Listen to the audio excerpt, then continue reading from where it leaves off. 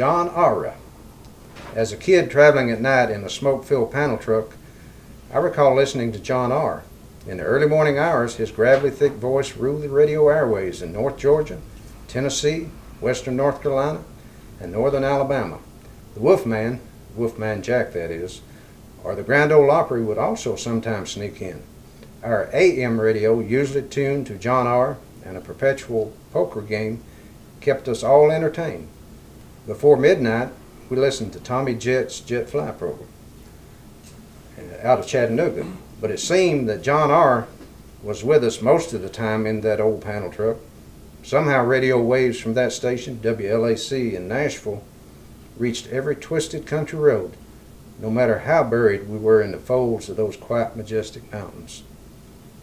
We were all chicken catchers, and I was the youngest, and John R. was our listening pleasure of choice. John R. pronounced his name as John Ara. We assumed he was a black DJ. The lead-in jingle to songs he played went, "Hey John R., what you gonna do? Come on John R., play some rhythm and blues." Lyrics heard in the songs played by John R. were slow and clear and usually repetitious, but they spoke to the hearts of my chicken catcher buddies, a rough crowd of ex-cons, drunks, troubled youths, and other misfits.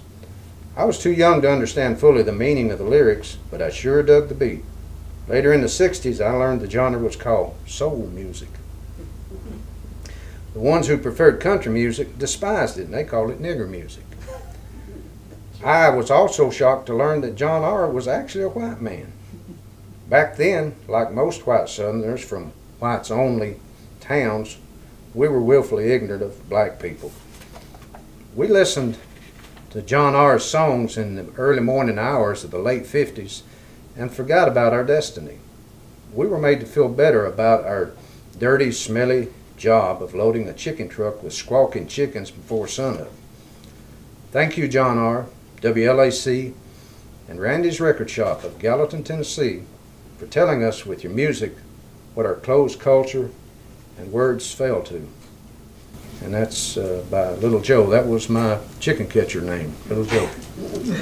So that's who the characters were. They were a rough bunch and traveled a lot in an old smoky panel truck, and everyone who had cigarettes smoked them.